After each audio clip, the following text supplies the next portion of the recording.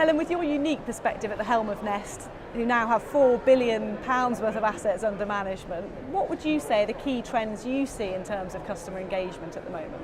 I think the big thing now is to build on the success of auto-enrolment and start to get people to think about whether they're saving enough.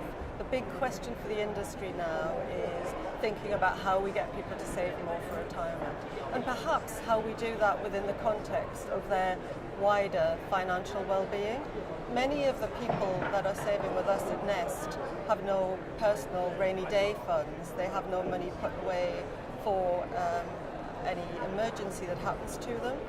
We're concerned about that, and so one of the things we want to explore is whether or not it makes sense to actually help people build a rainy day fund alongside their pension.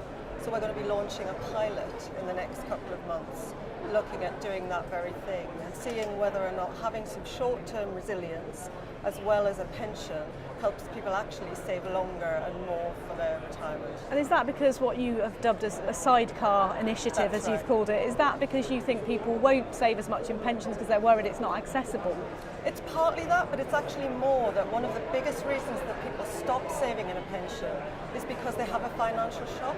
Your washing machine breaks down. You've got no other way of dealing with that other than stopping the pension saving to pay for it, and then you never quite get started again. If people have even a small amount of money put away, it helps them, evidence suggests, persist longer in their pension saving. In the end, they get bigger pension balances. And is there a concern as well that although auto-enrolment has been a huge success story, it does also lead to a bit of complacency? People think they're contributing enough into their pots. Yes, people can see the automatic enrolment minimum as a signal that that's how much they need to save, when actually all that does is provide them with a better floor that they need to move up from. And so part of the thing that we need to do as we engage with people is help them think about that automatic enrolment pension as a minimum that they personally have to build on. And that's why the ideas that the PLSA have come up with about setting individual targets for people to aim at seems like a very powerful way forward. And that's where, in a way, something like this conference is valuable for the industry to become collaborative in the way it approaches that and the vision it provides for people.